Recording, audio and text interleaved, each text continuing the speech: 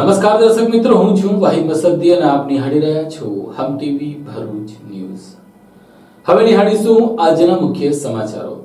ભરૂચમાં ભાડભૂત બેરેજ યોજનામાં અસરગ્રસ્ત 6 ગામોના ખેડૂતો દ્વારા જિલ્લા કલેક્ટરને આવેદનપત્ર પાઠવી હાલના પ્રમાણના જંત્રીનો જે ભાવ છે તે પ્રમાણે વળતર ચૂકવવામાં નહીં આવે તો તેઓ યોજનામાં જમીન નહીં આપે તેવી ચીમકી ઉચ્ચારી છે।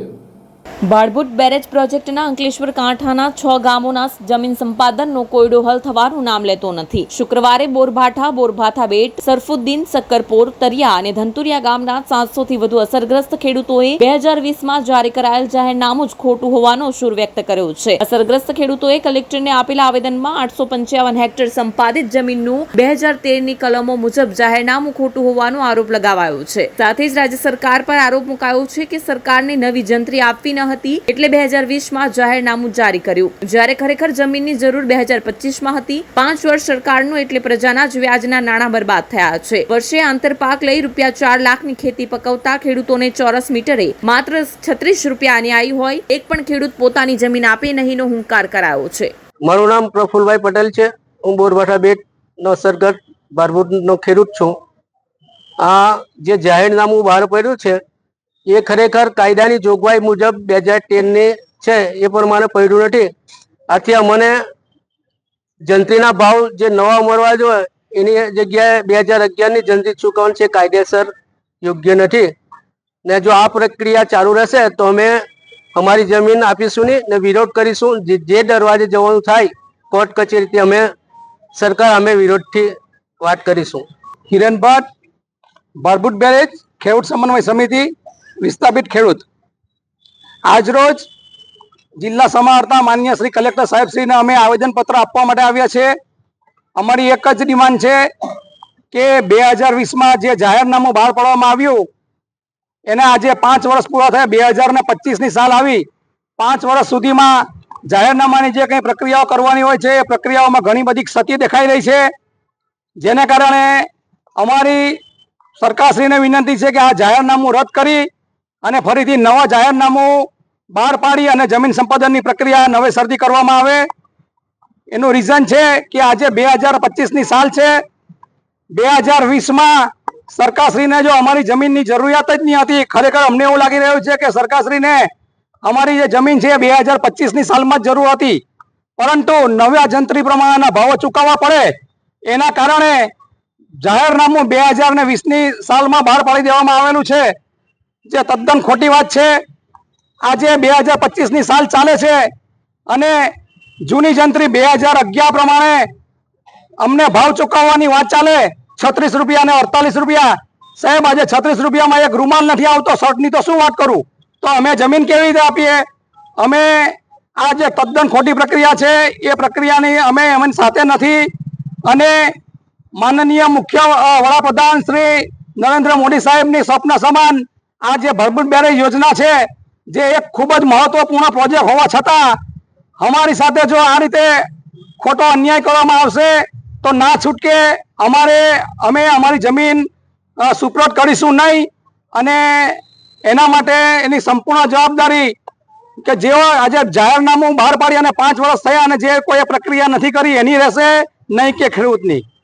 ભરૂચ જિલ્લાના દૂધધારા ડેરી ગ્રાઉન્ડ ખાતે 76મો પ્રજાસત્તાક દિનની ઉજવણીના ભાગને લઈને તડામાર તૈયારીઓ કરવામાં આવી રહી છે।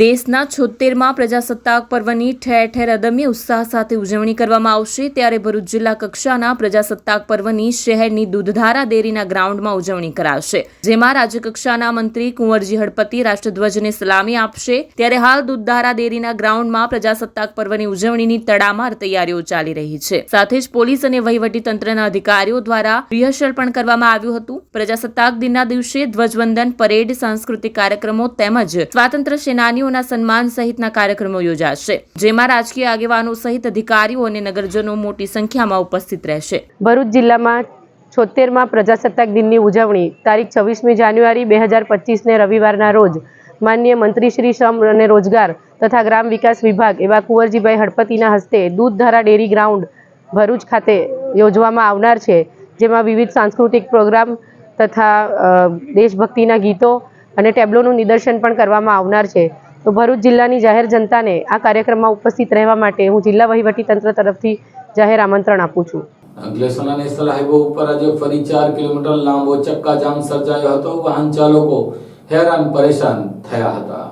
વાલિયા ચોકડી પાસે આવેલ આમલાખાડી ઓવરબ્રિજથી રાજપીપળા ચોકડી સુધીના લગભગ 4 કિલોમીટરના વિસ્તારમાં વાહનોની લાંબી કતારો જોવા મળી હતી. આ સમસ્યાનું મુખ્ય કારણ વાલિયા ચોકડી નજીક આવેલો આમલાખાડી પરનો બ્રિજ છે, જે બોટલનેક તરીકે કાર્ય કરે છે. આ માર્ગ ઉપર વાહનોની અવરજવર વધુ હોવા છતાં રસ્તો સાંકડો હોવાના કારણે વારંવાર ટ્રાફિક જામની સ્થિતિ સર્જાય છે, જેના કારણે વાહન ચાલકોનો કિંમતી સમય વેડફાય છે અને ઇંધણનો પૈવડ થઈ રહ્યો છે. આ સમસ્યા નવી નથી. છાસવારે આવી પરિસ્થિતિ સર્જાય છે, જેના કારણે લોકોને ભારે હાલાકી ભોગવવી પડે છે. વાહન ચાલકો દ્વારા સમસ્યાનું કાયમી સમાધાન લાવવાની માંગ કરવામાં આવી રહી છે. સંબંધિત અધિકારીઓએ આ વિસ્તારમાં માળખાકીય સુધારા કરવા અને ટ્રાફિક વ્યવસ્થાપન માટે યોગ્ય પગલાં લેવા જરૂરી બન્યા છે. તો આજે બીજી તરફ રાજપીપળા ચોકડી ઉપર પણ ચક્કાજામ જોવા મળ્યો હતો. હાઈવે જામની પરોક્ષ અસર આ વિસ્તારમાં જોવા મળી હતી. આમે ઝઘડિયા તરફ જતા માર્ગ ઉપર લાંબા સમયથી અત્યંત બિસ્માર માર્ગના કારણે અવારનવાર ટ્રાફિક સર્જાતો જ આવ્યો છે. આમ છતાં એ માર્ગ અને મકાન વિભાગના અધિકારીઓના પેટનું પાણી હલતું નથી અને હજારો વાહન ચાલકો ટ્રાફિક જામની નરકાગાર જેવી પરિસ્થિતિ વચ્ચે પસાર થવું પડી રહ્યું છે.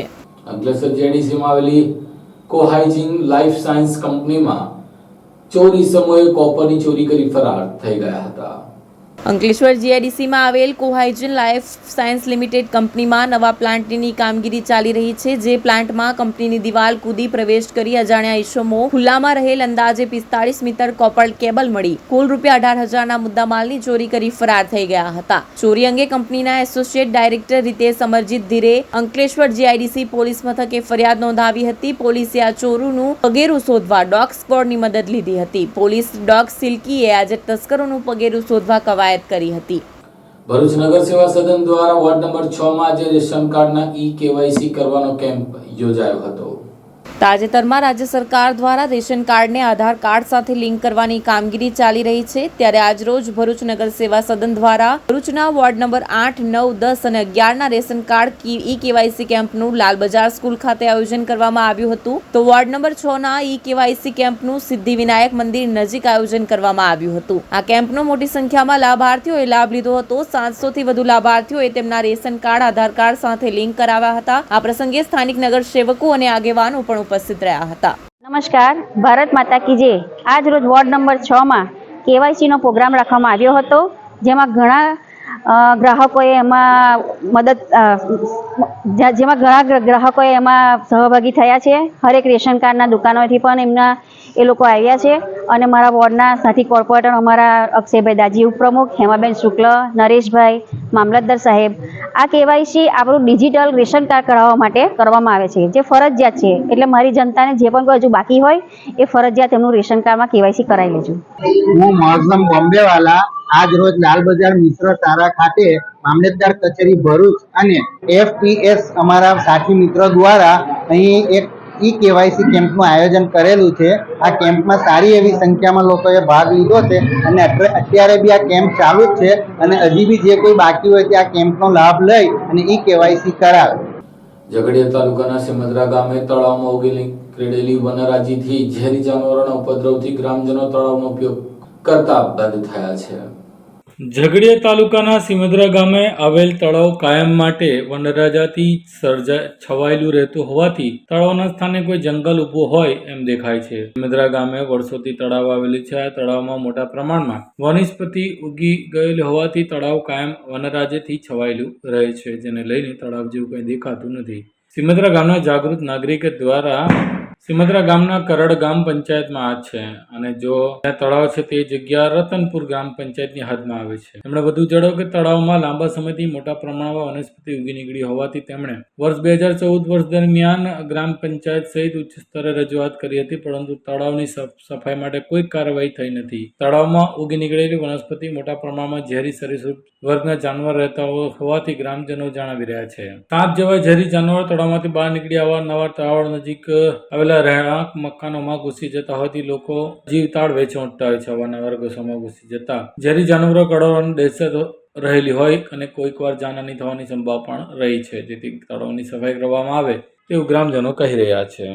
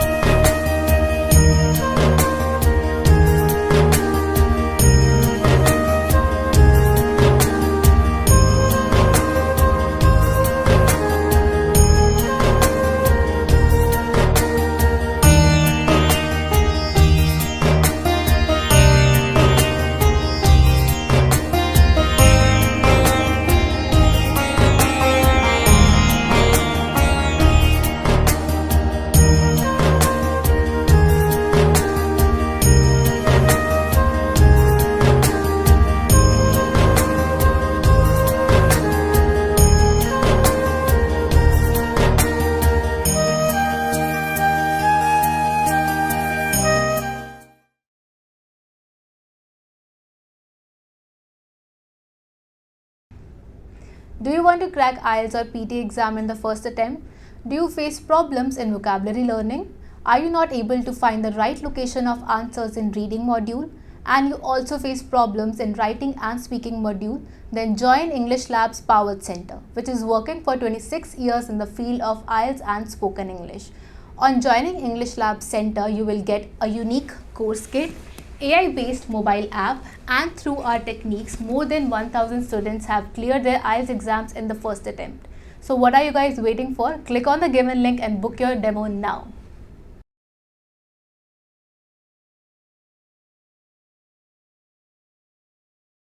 વાપીથી અયોધ્યા રામ મંદિર ખાતે દોડી જતા બે યુવાનો ભરૂચ આવી પહોંચતા સાયકલિસ્ટો દ્વારા તેઓનો ઉત્સાહ વધારવામાં આવ્યો હતો. વાપી શહેરથી અયોધ્યા રામાથોન દોડીને જતા બે યુવાનો સંજય શુક્લા અને ઉજ્જવલ ધરોલિયા ભરૂચ આવી પહોંચતા ભરૂચ જિલ્લાના પ્રખ્યાત સાયકલિસ્ટ શ્વેતા વ્યાસ દ્વારા તેમનું સ્વાગત કરવામાં આવ્યું અને તેમની સાથે દોડીને તેમનો ઉત્સાહ પણ વધારવામાં આવ્યો. ઉજ્જવલ અને સંજય આ બે યુવાનોએ પોતાની દોડ તારીખ 22 જાન્યુઆરીએ વાપીથી શરૂ કરી રોજનું આશરે 60 થી 65 કિલોમીટર જેટલું રનિંગ કરીને તેઓ લગભગ 25 દિવસમાં 1500 કિલોમીટર જેટલું દોડીને તારીખ 16 ફેબ્રુઆરીએ અયોધ્યાની પાવન ધરતી પર પહોંચશે. આ 1500 કિલોમીટરની અદ્ભુત દોડનું નામ મિશન રામાથોન રાખવામાં આવ્યું છે અને આ દોડનો મુખ્ય હેતુ છોકરીઓના સશક્તિકરણ સમાજમાં થાય તેનો સંદેશો આપવાનો છે. નમસ્તે, મારું નામ શ્વેતા વ્યાસ છે. આજે હું વાપીથી આવેલા બે રનર્સ જે વાપીથી અયોધ્યા લગભગ 1500 કિલોમીટર રન કરીને જવાના છે એમનું ભરૂચમાં સ્વાગત કરું છું. તો આપણે બંનેને પૂછીએ, સંજય શુક્લા અને ઉજ્જવલ ધ્રોલિયા, કે એમનો આ જે દોડ છે એમનું નામ એમણે રામાથોન રાખ્યું છે, રાઈટ? એનો ઉદ્દેશ્ય શું છે આપણને જરા જણાવે. ये जो 1500 किलोमीटर की दौड़ है वापी से अयोध्या की, इसके पीछे जो हमारा मकसद है वो बालिकाओं की शिक्षा है, उनकी सशक्तिकरण है. जो वापी में rotary club of Vapi river side है, उनका ये कॉज है जो हमने अपनाया है. और इससे हमारी दौड़ से अगर हम कोई फंड्स जमा कर पाए, इकट्ठा कर पाए, तो वो जो उनके कपराड़ा में गर्ल्स हॉस्टल चलता है, हम उसको समर्पण करना चाहेंगे. પરફેક્ટ. તો આપણે બધા ભરૂચવાસીઓ એમને ગુડ વિશિસ આપીએ કે એમની દોડ આ બહુ સારી રીતે પૂર્ણ થાય. Thank you. અંકલેશ્વર તાલુકાના કાસિયા ગામે કચરો એકત્ર કરવાની ગાડી હાલ શોભાના ગાંઠિયા સમાન બની હોવાથી ગ્રામજનોમાં રોષ જોવા મળ્યો છે. નવા કાંસિયા ગ્રામ પંચાયતની કચેરી ખાતે છેલ્લા ઘણા સમયથી વેસ્ટ કલેક્શન ટેમ્પો ધૂળ ખાઈ રહ્યો છે, જેના કારણે ગામના રહીશો જ્યાં ત્યાં કચરો નાખવા મજબૂર બન્યા છે. જોકે આ અંગે પંચાયતના સત્તાધીશોના પેટનું પાણી પણ હલતું નથી. પંચાયત દ્વારા કચરાની ગાડીને ધૂળ ખાતી મૂકી દેવામાં ગ્રામજનોમાં પંચાયતના વહીવટ અર્થે ગણગણાટ શરૂ થયો છે. લાંબા સમયથી કચરાની ગાડી વણવપરાયેલી જોવા મળી રહી હોય આ અંગે સ્થાનિક ગ્રામજનોમાં ફિટકારની લાગણી જોવા મળી હતી. ગામના જાગૃત લોકો દ્વારા કચરાની ગાડીનો વહેલી તકે ઉપયોગ કરવા અંગે ગ્રામ પંચાયતના સત્તાધીશો નિર્ણય લે તેવી લોક માંગ ઉઠવા પામી છે. નર્મદા જિલ્લાના રાજપીપળા શહેર ખાતે આવેલી બિરસા મુંડા ટ્રાઇબલ યુનિવર્સિટીમાં આદિવાસી સમાજ સાથે અન્યાય થતો હોવાના લગતી એક રજૂઆત કરતું આવેદનપત્ર પાઠવવામાં આવ્યું હતું. નર્મદા જિલ્લાના રાજપીપળા ખાતે આવેલી બિરસા મુંડા ટ્રાઇબલ યુનિવર્સિટીમાં રાજપીપળાના આદિવાસી સમાજ સાથે જ અન્યાય થતો હોવાનું એક આવેદનપત્ર પાઠવવામાં આવ્યું હતું. 25 વર્ષના યુવાને અંગ્રેજો સામે સંઘર્ષ કરી જળ, જમીન અને જંગલ અને લોક અધિકારનું રક્ષણ કર્યું હતું. આ દેશ માટે પોતાના પ્રાણની આહુતિ આપનાર એવા સ્વતંત્ર સેનાની ધરતી આબા બિરસા મુંડાના નામે રાજપીપળા ખાતે ટ્રાઇબલ યુનિવર્સિટી બનાવવામાં આવી છે. પરંતુ આ ટ્રાઇબલ યુનિવર્સિટીમાં આદિવાસી તેમજ અન્ય સમાજને આપવામાં આવેલા આરક્ષણ હિતોનું ઉલ્લંઘન થઈ રહ્યું છે. બિરસા મુંડા ટ્રાઇબલ યુનિવર્સિટીમાં આદિવાસીઓ, એસટી, એસસી, ઓબીસી અન્ય આર્થિક રીતે પછાત વર્ગને નોકરીમાંથી તદ્દન વંચિત રાખવામાં ષડયંત્ર થઈ રહ્યા છે. ટ્રાઇબલ યુનિવર્સિટીમાં શૈક્ષણિક અને બિન શૈક્ષણિક વહીવટી સ્ટાફની ભરતીઓમાં જાતિગત ભેદભાવ રાખીને અન્યાય કરવામાં આવી રહ્યો છે. હાલ વહીવટી સ્ટાફ અને પ્રોફેસર ભરતી જે જાહેર ખબર બહાર પાડે તેને તાત્કાલિક રોકવામાં આવે એવી માંગણી સાથેનું એક આવેદનપત્ર આજે પાઠવવામાં આવ્યું હતું અને આ આવેદનપત્ર રાષ્ટ્રપતિ, રાજ્યના મુખ્યમંત્રી સહિતને મોકલવામાં આવ્યું હતું. આજે નર્મદા જિલ્લા કલેક્ટરશ્રીને અમે રાષ્ટ્રપતિ, વડાપ્રધાન, રાજ્યપાલ અને મુખ્યમંત્રીને સંબોધીને આવેદનપત્ર આપ્યું છે. બિરસા મુંડા ટ્રાઇબલ યુનિવર્સિટી, આ બિરસા મુંડા જે ક્રાંતિકારી જે આ દેશ માટે લડીને મરી ગયા, જ્યારે એમના નામે આ યુનિવર્સિટી બનતી હોય અને આ યુનિવર્સિટીમાં આદિવાસી હોય, એસસી હોય, ઓબીસી હોય, અન્ય સમાજ સાથે અન્યાય થતા હોય તો આ બિરસા મુંડાનું અપમાન છે. જેવી રીતે બિરસા મુંડા ટ્રાઇબલ યુનિવર્સિટીમાં નોન ટીચિંગ સ્ટાફમાં 24 જગ્યાઓમાંથી એક પણ આદિવાસી માટે જગ્યા નહીં, એક પણ એસસી માટે જગ્યા નહીં, ઓબીસીને માત્ર એક જગ્યા આપવામાં આવે, EWS માટે કોઈ જગ્યા નહીં.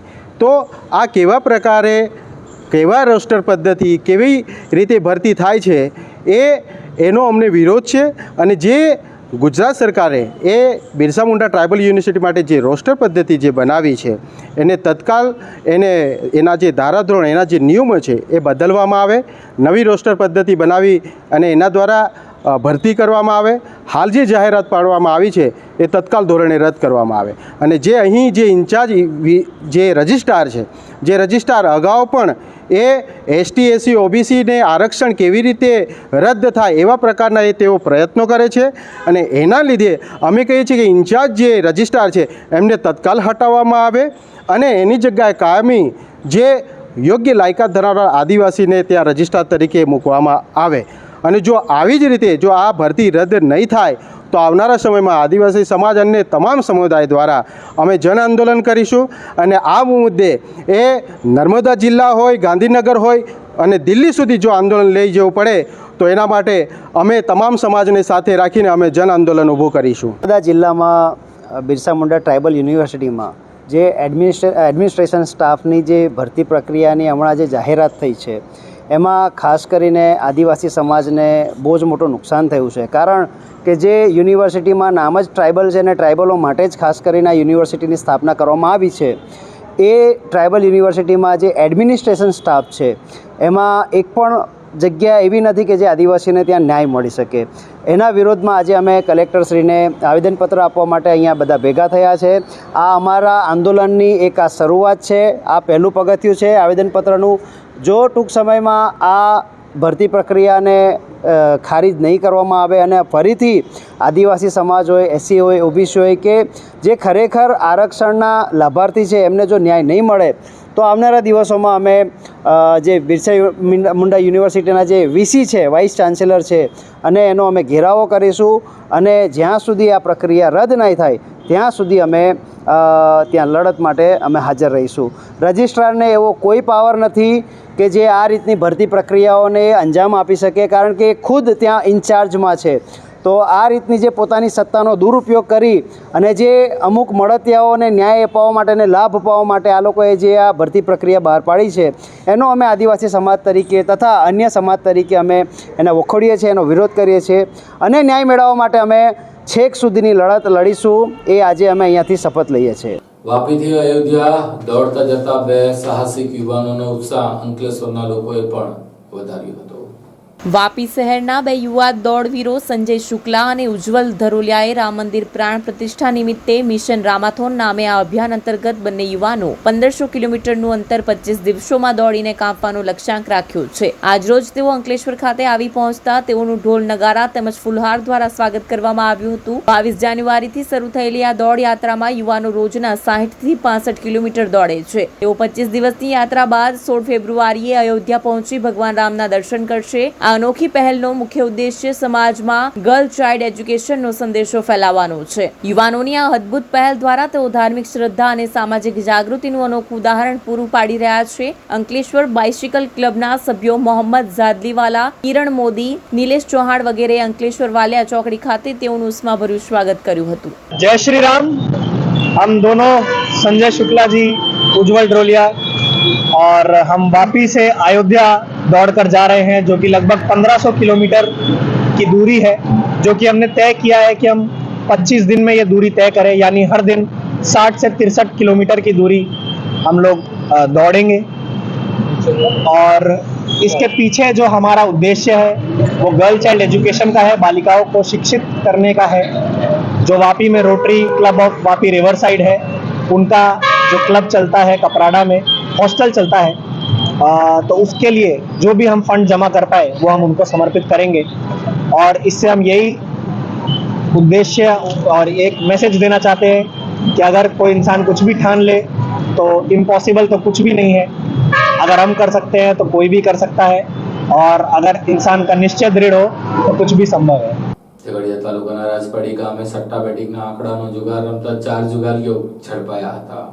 ઝઘડિયા તાલુકાના રાજપાડી ગામે સટ્ટાબેટીના આંખ ફરકના જુગાર રમતા 4 જુગારીઓને પોલીસે ઝડપી લીધા હતા. જિલ્લા પોલીસ વડાની સૂચનાને લઈને રાજપાડીના પીઆઈ એચબી ગોહિલના માર્ગદર્શન હેઠળ રાજપાડી પોલીસ સ્ટાફની ટીમે મળેલી બાતમીના આધારે રાજપાડી ગામે પાડી નજીકથી સત્તા બેટિંગનો આંખ ફરકનો જુગાર રમતા 4 ઇસમો રૂપસંગ વસાવા, રહેવાસી સિમદ્રા, મહેન્દ્ર ચતુર વસાવા, રહેવાસી નવાવિધા ઝઘડિયા, લક્કડભાઈ ઉક્કડભાઈ વસાવા, રહેવાસી રાજપાડી તથા ઝઘડિયા અને હરિભાઈ જયંતિભાઈ વસાવા, રહેવાસી ચોકી તાલુકા ઝઘડિયાને મુદ્દા માલ સાથે ઝડપી લીધો હતો. પોલીસે 10,500નો મુદ્દા માલ કબજે કરી રાજપાડી પોલીસ મથકમાં તેઓ સામે જુગારધારાની કલમ મુજબ ગુનો દાખલ કરાવ્યો હતો.